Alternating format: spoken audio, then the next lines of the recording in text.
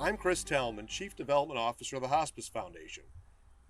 Thank you for taking some of your time to join us for this virtual dedication of sponsored memorial items located here on Center for Hospice Care's Elkhart Campus. We are grateful for your support.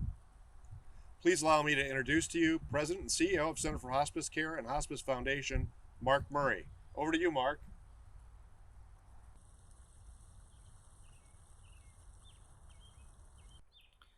Good evening and welcome. I'm Mark Murray, President and CEO of Center for Hospice Care, welcoming you to our annual dedication of items that have been donated over the past year here to the Elkhart Gardens at our Elkhart campus. We're so glad you could join us tonight. And I want to thank Chris for the introduction.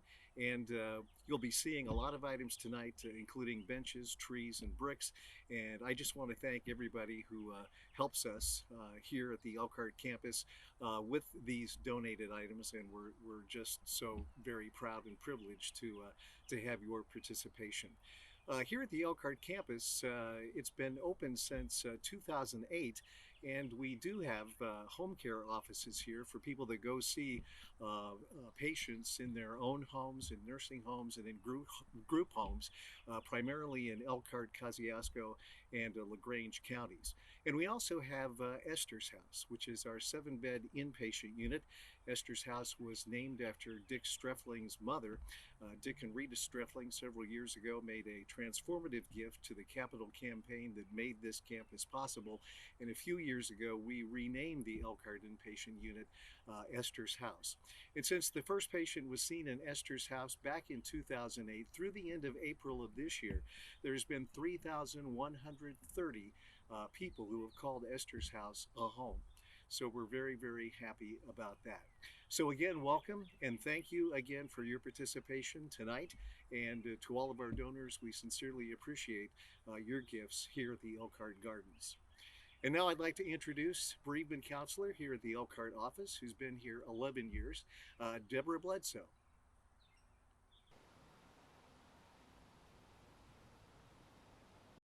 In my daily work as a bereavement counselor for the Center for Hospice Care, and also in my personal life, I know and understand how difficult it is to say goodbye to persons near and dear to our hearts.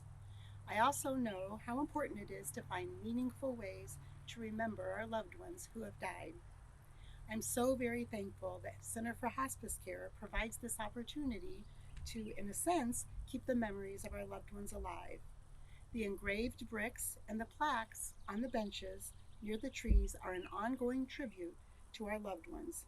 It is meaningful to see their names in permanent print, knowing that their names will be seen, read, and remembered for years to come. For me and many of you who enjoy the beauty of nature, this is the perfect way to remember dear family members and friends. And for most of you, this is a way to say thanks to the organization and staff that cared for your loved ones, either in their homes or here at our Esther House unit. Your generosity enables Center for Hospice Care in its ongoing mission to future patients and families. We honor those who have meant so much in our lives by creating a relaxing outdoor setting for present patients, families, and staff, while at the same time contributing to the future of hospice services in Elkhart and the surrounding community. I truly want to say thank you to everyone who has contributed to make this hospice inpatient unit offices and outdoor spaces possible. In my role as the bereavement counselor in the Elkhart office, I am privileged to have contact with many of the families of our patients. I hear often, almost on a daily basis, appreciation of the services of the Center for Hospice Care. I also see family members and occasionally the patients themselves wandering the grounds and enjoying the garden area. Time outside in nature is so healing when going through one of the most difficult times in life. Your memorial donations give testimony to your enduring love. So do our daily remembrances of those who mean so much to us. Never far from our thoughts, we remember our dear ones throughout the seasons and circumstances of life. Now please join us as we feature the memorial items that have been donated this past year.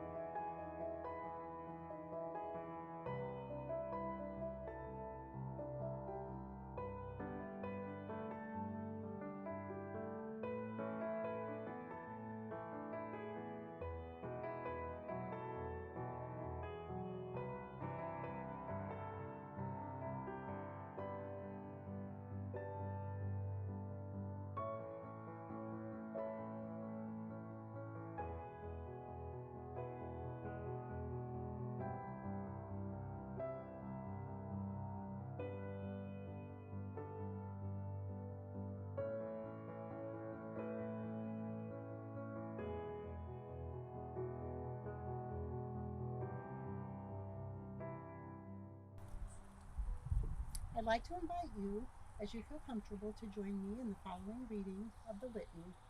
After I read each line, if you wish, please join with me in repeating the response, "We remember them." In the rising of the sun and its going down, we remember them.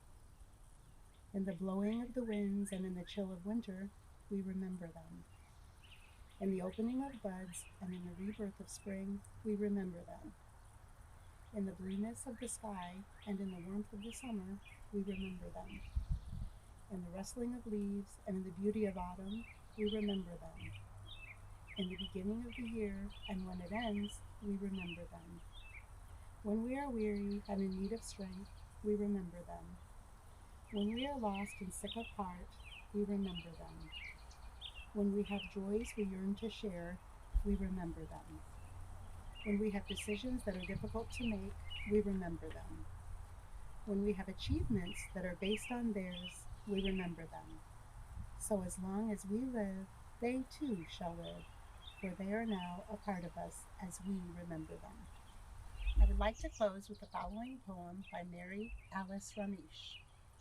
Those we love remain with us, for love itself lives on, and cherished memories never fade, because a loved one is gone. Those we love can never be more than a thought apart, for as long as there is memory, they'll live on forever in our heart.